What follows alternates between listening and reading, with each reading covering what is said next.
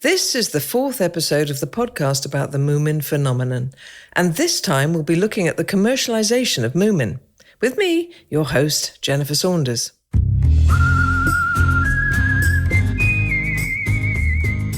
The real boom, the Moomin boom, started in the beginning of the 1950s when she was invited to make a comic strip of the Moomins. And with this comic strip, I think then she became a megastar. And also Moomin became a megastar, of course. And you can see, I think that's quite fascinating to see that she changes the shape of the Moomintroll. I mean, he's quite thin from the beginning, but then it's like he's getting bigger and bigger in analogy with this growing Moomin market.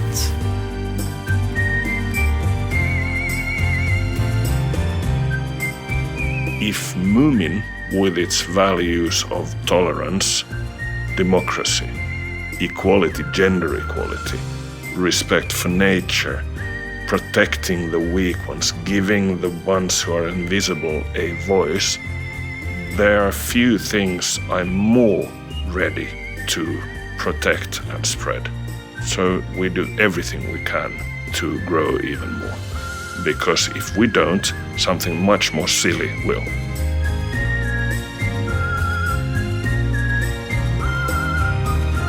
Why is there so much Moomin-related products in the world? Of course, people or companies that produce these things, of course, they want to maybe make money on it. But then I have this thought that maybe just people want to be part of the Moomin family. They want to be part of the story. They want to somehow contribute to spread the word of Moomin and the Moomin world.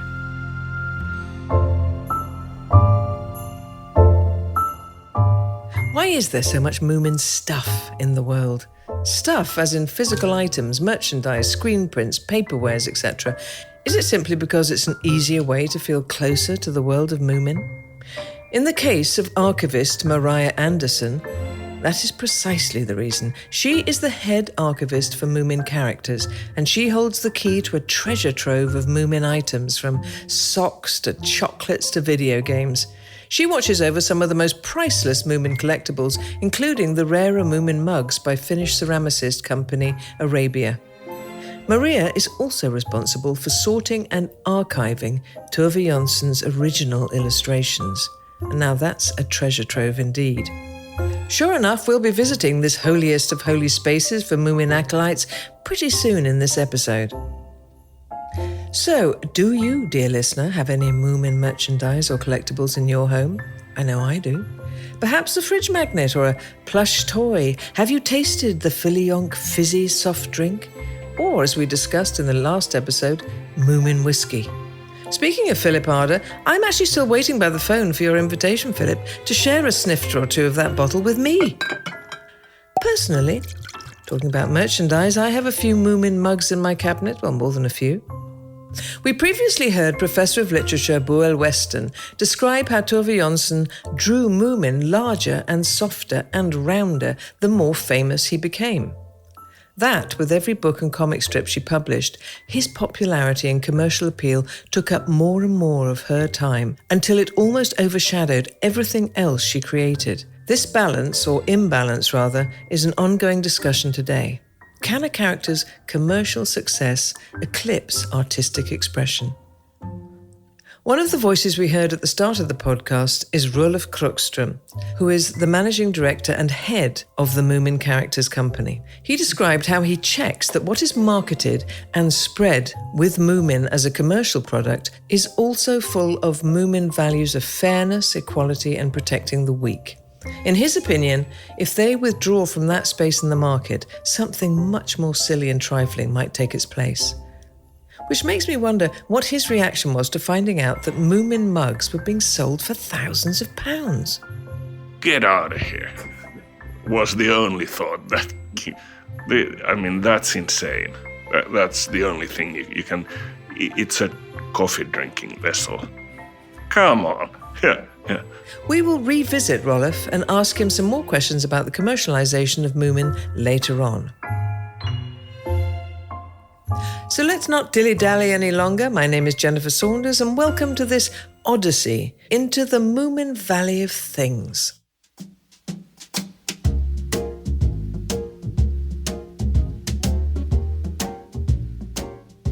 So, when speaking of the place that is considered to be the Xanadu of Moomin franchise, what's the first thing that comes to mind? Some of you might consider it to be Moomin World in Western Finland or Moomin Valley Park in Japan. Others might think of Tove Jansson's studio in Helsinki or the house where she spent her summers. For the true Moomin collector, it's a basement archive in the heart of Helsinki, a chamber full of treasures closed to the public and whose location I dearly promised not to disclose, lest it be stormed by hordes of Moomin fans hoping to get their hands on some of the most rare and eclectic Moomin paraphernalia. There is one person in possession of the sacred keys to this place, and her name is Maria Andersin. She has made an exception for us today and allowed us to come into this most holy space full of Moomin things.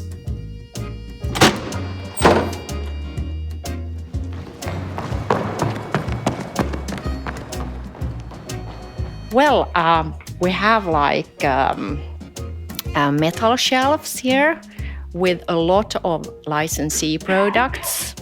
Let's go around, yeah. We have like fabrics, we have cushions, we have like, I can't really say, paper products, games, mjukisdjur, what is that? Pets, like soft, yeah. And we have clothes, we have caps, we have suitcases, we have umbrellas, we have mugs, of course. Everybody knows mugs.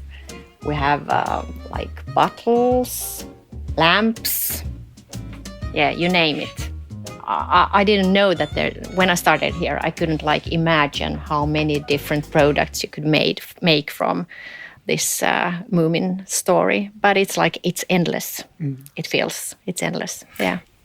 And there is, that was computer games, and I think it's really funny that they have also made computer games about Moomin. Here's more games, I guess. Puzzles also, I think.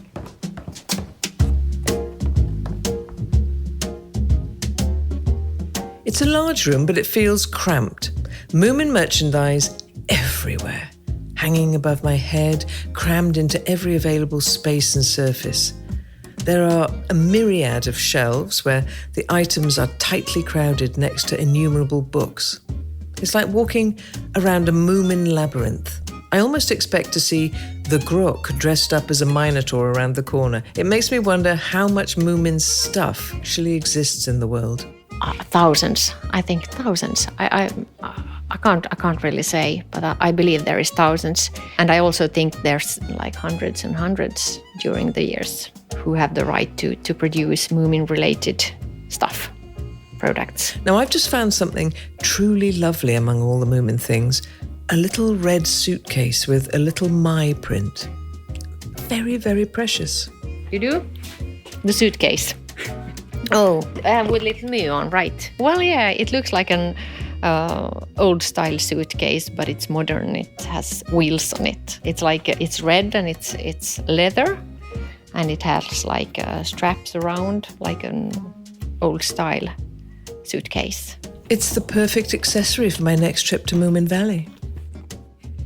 But this dragon's hoard of Moomin treasures isn't the only thing Maria rules over in the archive. She's also the caretaker of something even more valuable, stored in a large metal cabinet in the center of the labyrinth, the heart of the archive. Here's also stored Tove Jansson's original illustrations and manuscripts for her books and paintings. Yeah, it's fantastic that we have everything here, and we have documents and we have artworks and we have illustrations and we have books, we have photographs, we have films. It's like a really, really big archive or collection. We say here at the Moomin Characters that it's the core. We're working with the core. We're working with Tove Jansson's original illustrations and with her legacy, and we try to follow it also in the companies and everything we do every day remember what Tove Jansson thought, what her thoughts were, and what was her ideology, and how she saw the world. Even though many valuable illustrations were donated to the Moomin Museum in Tammerfors in Finland and are on view for all to see, and I do recommend a visit.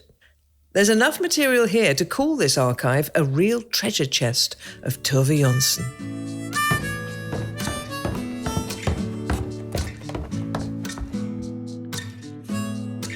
We'll come back to Maria in a moment. She's promised to show us a box of strange and remarkable Moomin knickknacks that never came out into the market, as well as the precious sketches. I can hardly wait.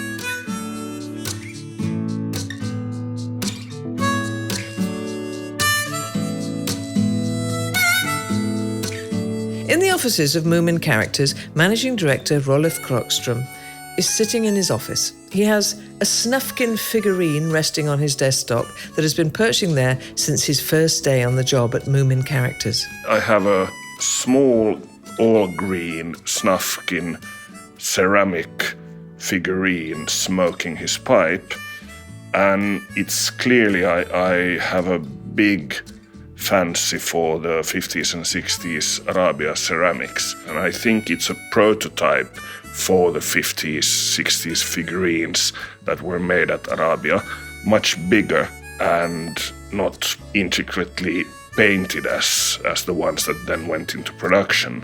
And this I found when we cleaned up Tove Jansson's archive that she had created together with Tuulikki Pietilä. And to my understanding, this is the only one in the world, and it's been on my desk ever since I started working here.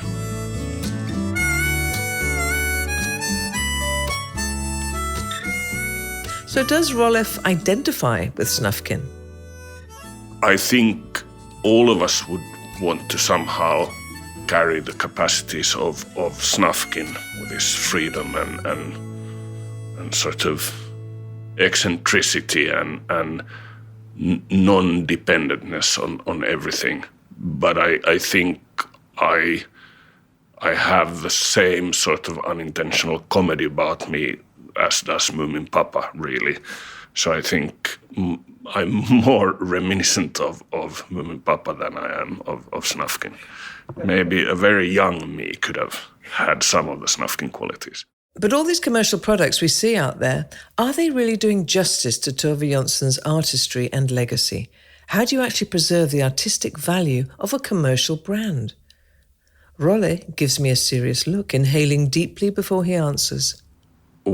When I started working here in 2008, there was not perhaps a clearly articulated strategy or strategy document. This is a family company, but then when the amount of agents and partners started growing, we felt that we have a need for a clearly articulated strategy.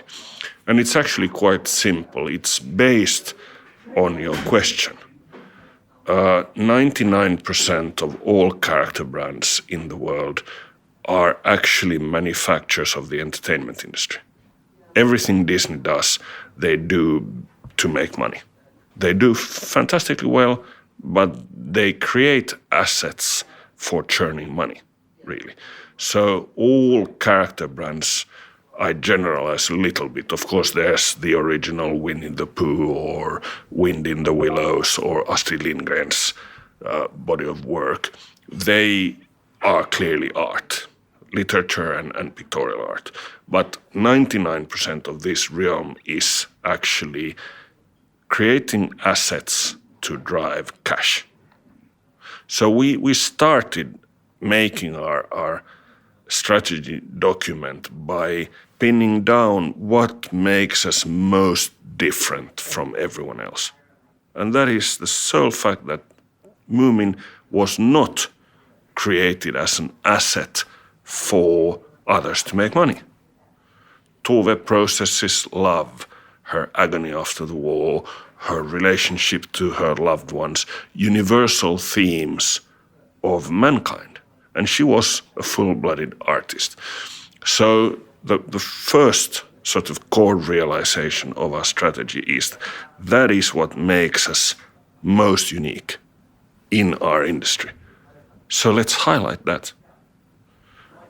Everyone didn't think it was wonderful because the 90s animation had features similar to the entertainment industry. It became a smash hit all over the world, and Moomin as a brand had in a way unintentionally started miming the mechanisms of the big entertainment industries. But the way entertainment creates metrics, sort of rules of marketing, things to believe in, they groom retail into believing into a system where the only ones who can give them that are the entertainment conglomerates. So we would have never made it there. Here they are for one and all. The Moomins are about to call. Come on and sit down here with me. They're here for you on your TV. They are the Moomins. They are the Moomins. So we started going completely the other way. So we're a creation of art, and we started working with museums, curators, fantastic designers, and we manifested that our task is not only sort of safeguarding and hugging Moomin to death or worshipping ashes. We want to work with the best creators, filmmakers, theater people, publishers, textile designers in every country, in every generation. Because then we are passing on the flame. We engage with the most talented people and don't fantasize ourselves being those people. We want to find the most talented people in every generation, in every country. And boom, everything started happening by itself. And our work became really, really wonderful.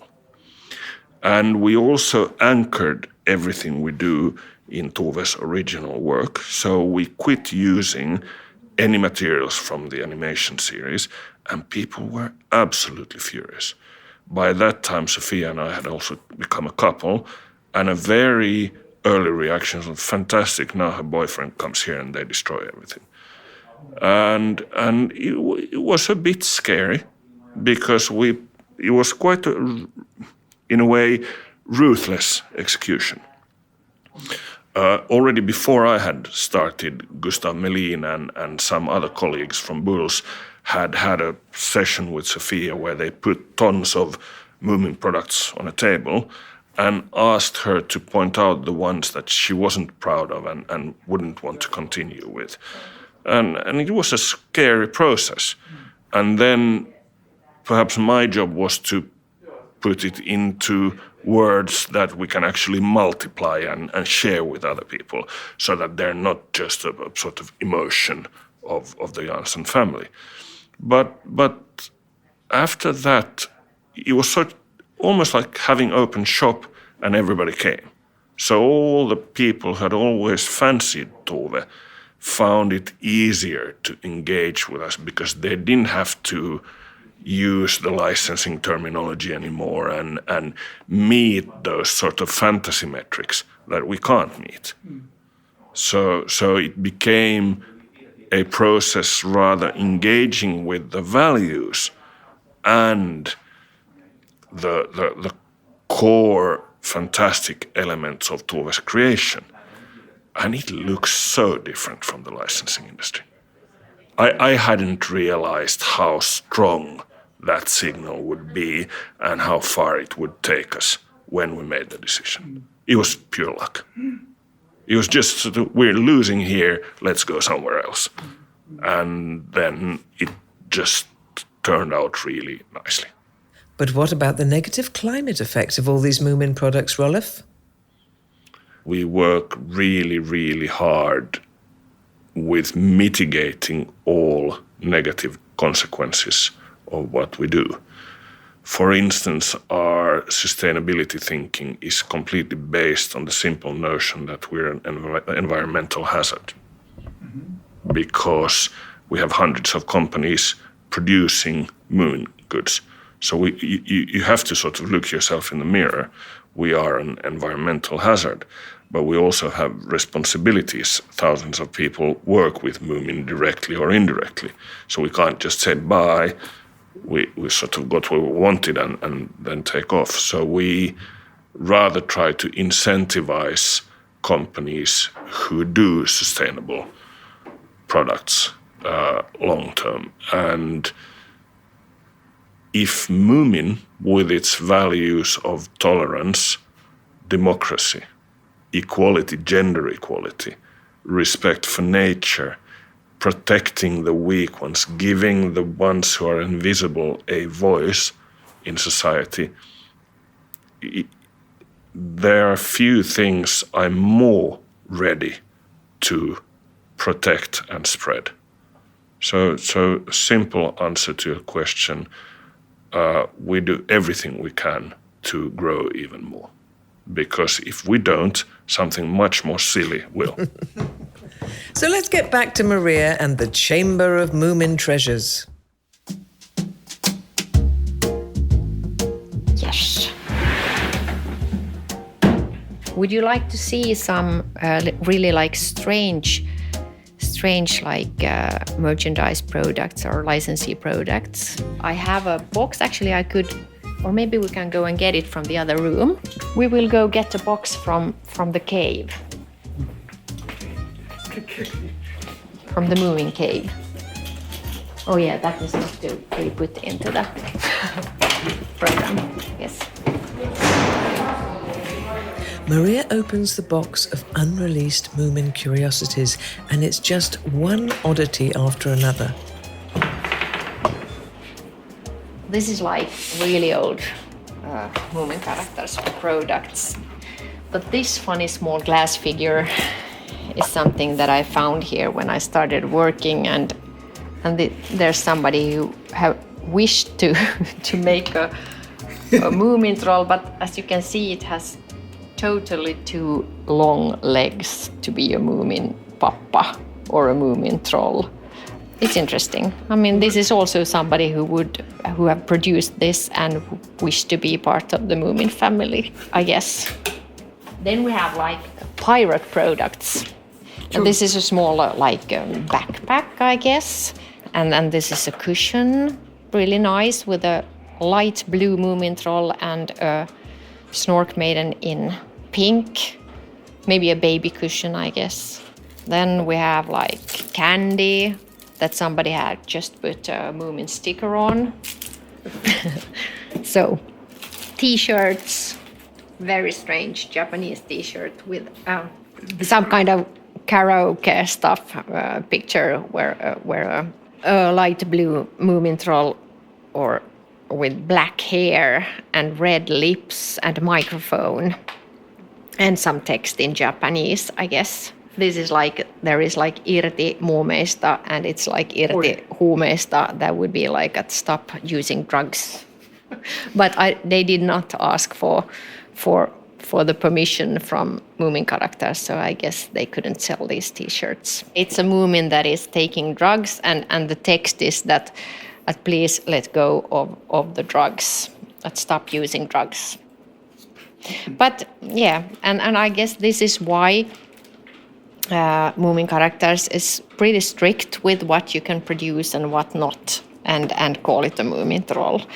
And I think it's good, because as I'm working with the legacy, I'm working with the core, with Tove Jansson's originals, and I think it's really important that all the products that are made should look like the Moomintrolls that Tove drawed, and there has to be some rules on what you can produce and what not, and call it a Moomin product. Well, maybe a drug-using Moomin might not be the most family-friendly concept. And clearly it's important to keep an eye on who is and isn't allowed to slap the Moomin logo on their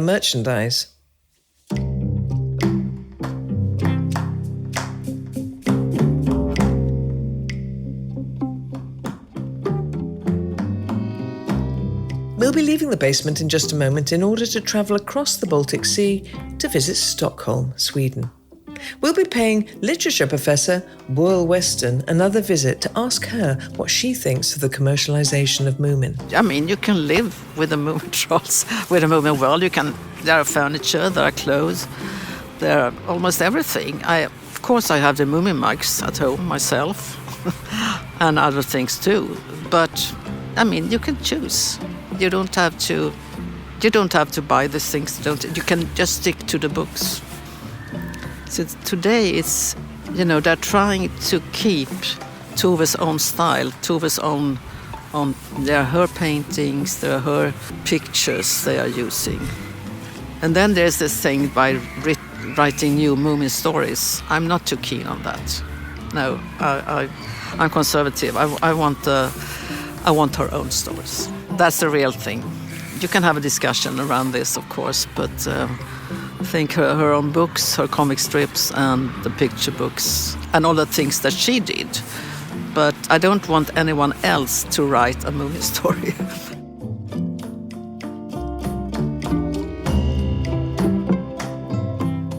Of course, it's always up to the individual what they would and wouldn't like to have in their homes or offices, but her bottom line is the writing of new Moomin stories. She is adamantly against the expansion of Moomin stories that aren't written by Tove herself.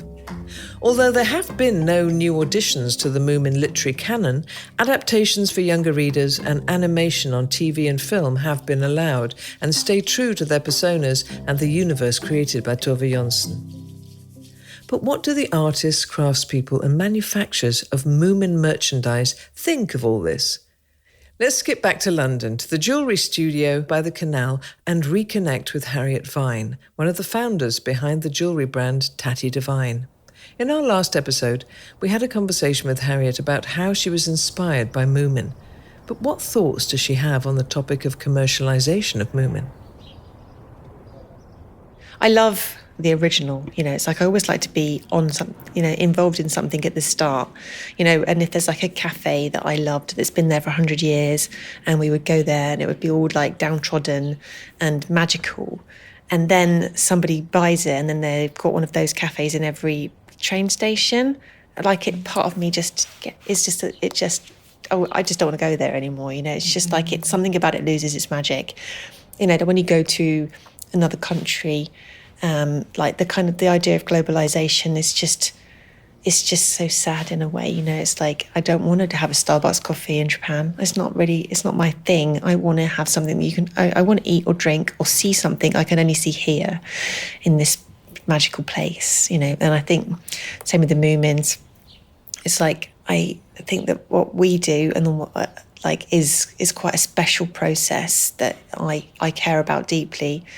Even though you can buy Tatty Divine jewelry in lots of little shops, it's like we don't make thousands of anything. It's like it's still, even though it's like quite big now. There's quite a few people who work here with me, but at the same time, everything is just so handmade and so special. And it's not like there's a machine. It's not exactly a crazy production line. It's like a workshop, and everything is handcrafted, and like that level of care and attention, I think, comes across in the product and how much you love it and how it marries so well with like something like the Moomins, essentially.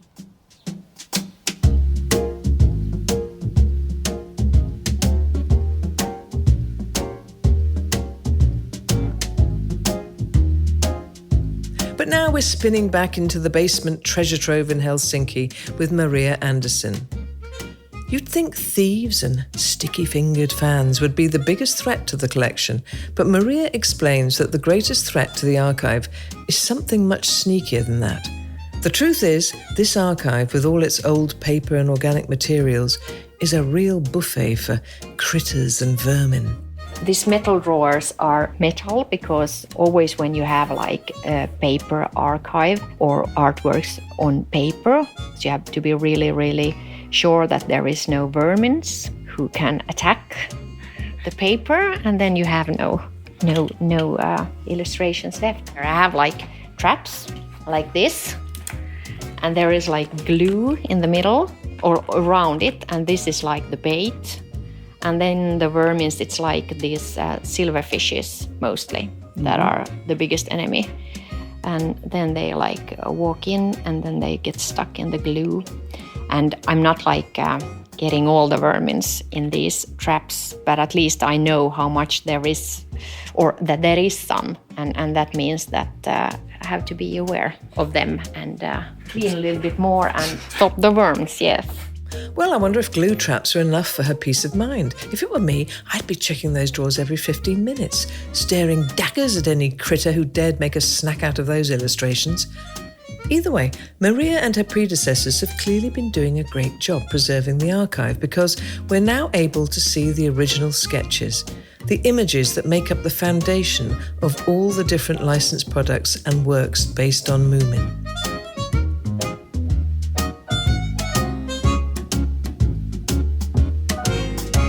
Well, I would say that the most valuable stuff is maybe her paintings and, of course, the original illustrations. Then, of course, collectors maybe who collect mugs or some other products related to Moomin, they might think some other thing is more valuable. But for me, working with cultural heritage, I would say absolutely the paintings and the illustrations, and of course then the manuscripts. Because this is an audio medium, it's difficult to convey to you exactly how mind-blowing it is to take a look at these original illustrations close up.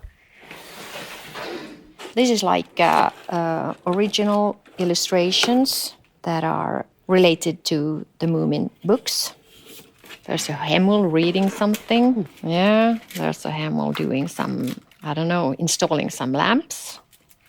Here we have Tuutikki in the rain. Then there's several different versions of the Moomintroll.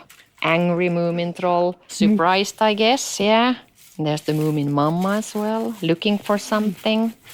Some of these you can see then in the books. I guess these are from 40s, 50s, 60s. Maybe I could show you oldest illustrations for Comet in Moominland. Here, Kometen kommer, Comet in Moominland. And these are in frames because a lot of, there's like a lot of exhibitions about Moomin around the world all the time. But this is like the Moomintroll coming out from the Moomin house. And there's the bisamrottan. What is bisamrottan in English? Muskrat. Sorry? Muskrat. Muskrat. Yes, the philosopher, exactly. So there's the Moomintroll opening the door, and he has there's the muskrat. Yeah, poor muskrat, the philosopher in the rain, coming to tell the Moomin family that the comet is coming and the world is going to be destroyed. This is famous, yes. This is when they are on their journey home from the observatorium through the desert, walking on poles to avoid that they are burning their feet because the ground is so hot. And the comet in the background coming towards them.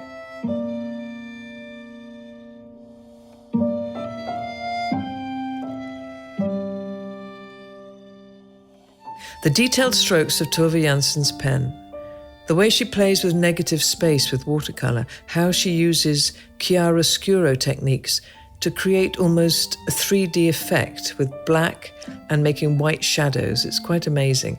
The original painting for Comet in Moominland, with the Moomins travelling on stilts over lava, draws you in so much you almost feel the heat of the inferno in your face.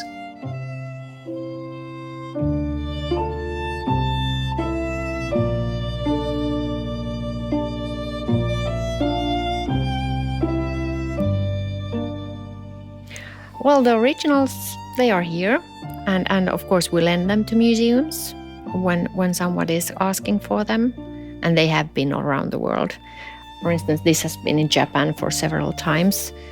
All of the illustration that are in frames have been somewhere in an exhibition around the world.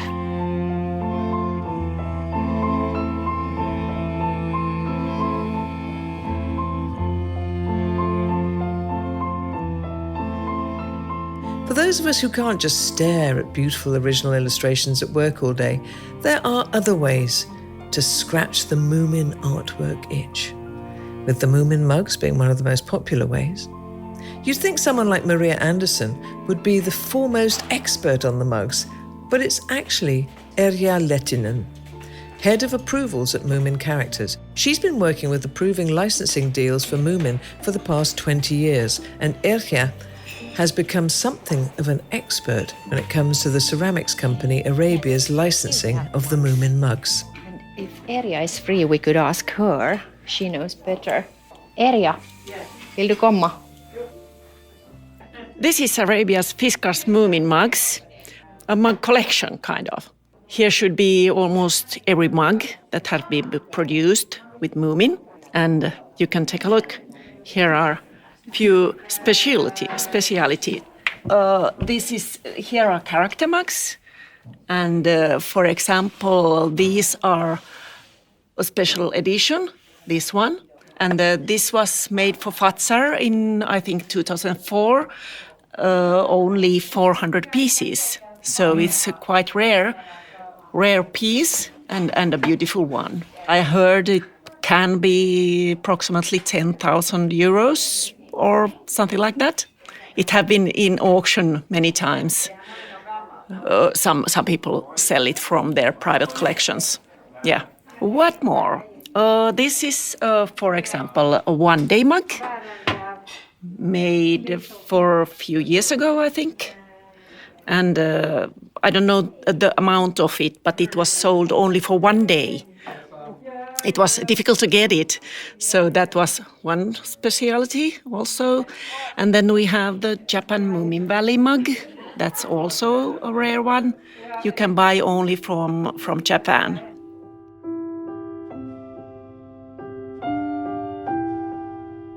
I can only imagine the reaction Erja gets when she explains her job to a Moomin fan. Even I get a little bit giddy, and I'm the one supposed to be a professional host here.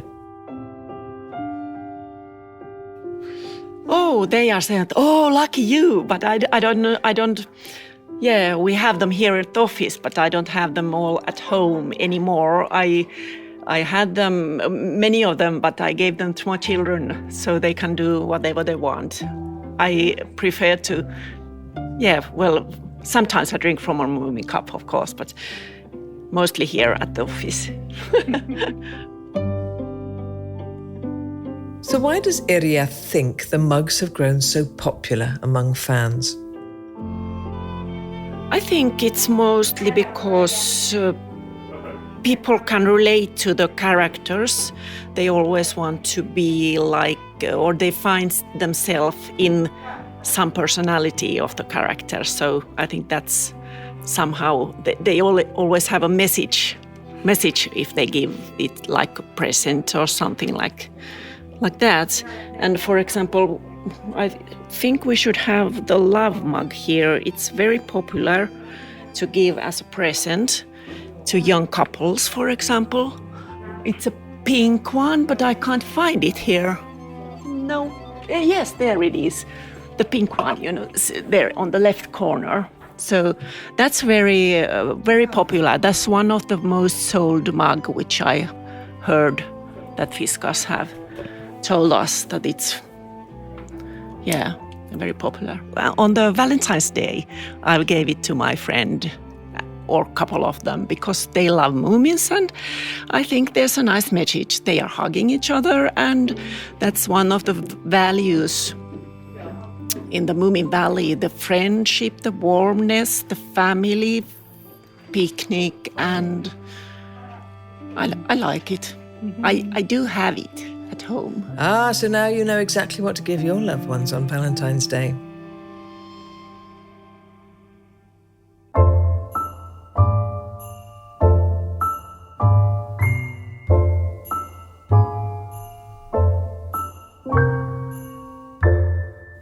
It's completely understandable that many fans' love for Moomin transfers to Moomin stuff. We all love a bit of stuff. And that there may be a modicum of hysteria involved when new, beautiful ceramics with Moomins on them hit the market.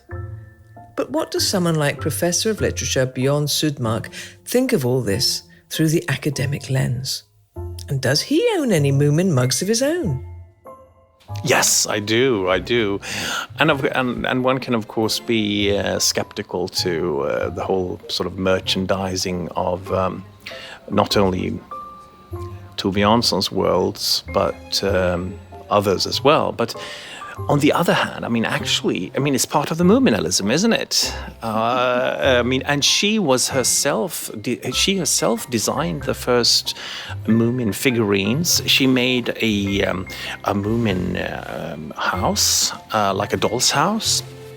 She made a lot of things like that, and the prototypes for a couple of things that were then merchandised and sold.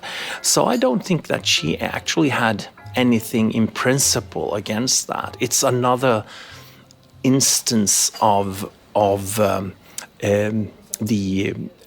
how the characters and the story is communicated in a way. And I do have mugs, and I do have here. This is maybe less. Here you can see it's a T-shirt, but it's my daughter who actually made this Moomin Papa print on it.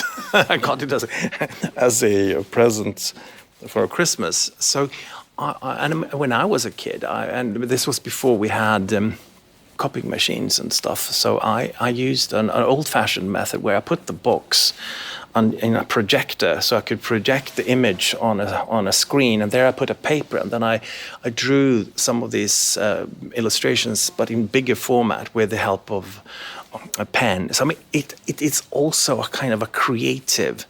Merchandise is not just buying into it, but it also is very productive and creative, I think.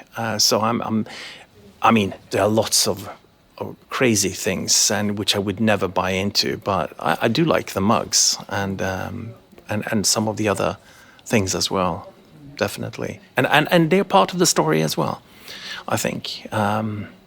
We talk about not only translation, but transmediation. So if a story exists, when we think of Moomin, we think perhaps of both the books, the picture books, the comics, the Moomin land in the mugs. We think about the songs, perhaps. We think about TV series and films and advent calendar, whatever. And all of those are part of the sort of, when we say Moomin, we think of these. And we think about Tove Jansson herself. She's part of the story too. Now we had the Tove Jansson film that came out recently. She's part of the narrative too, right? She did the stories, but she's now enmeshed in the greater the Moomin story in a way. We shouldn't forget Tove Jansson herself in all of this. Her thoughts, her intentions, and the legacy she left behind. And, lucky for you, that is all we're going to talk about in the next episode of this podcast. Even luckier for you, next time we'll finally be visiting her storied and mysterious studio in Helsinki.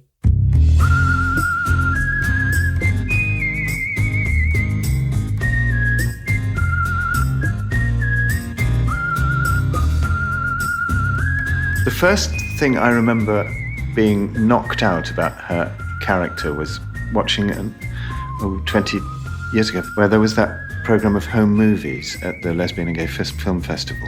And there's a bit of her running down the hill on the island. And in the film, there's music, and she's dancing to the music. And it's just an old, scratchy Super 8 film. And it's a lovely sequence, and the music's great. And then you realise that, of course, in real life, there was no music. She was just dancing. She was just dancing to life. She didn't need a soundtrack.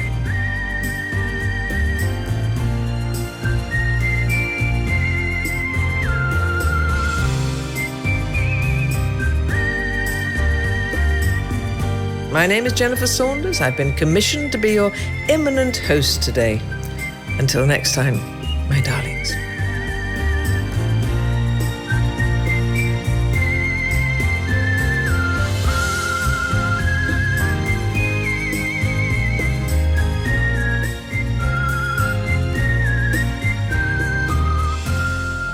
This podcast series has been created by the production company Soundtelling on behalf of Moomin Characters. Produced by Antonio de la Cruz and Melody Lovelin. Executive producer is Tove Jansson. Audio technician is Gustav Sondén. In 1958, Tove Jansson wrote the script and designed costumes for a legendary Moomin play on the stage of Lilla Teatern. Translated from Swedish to English is the Little Theatre.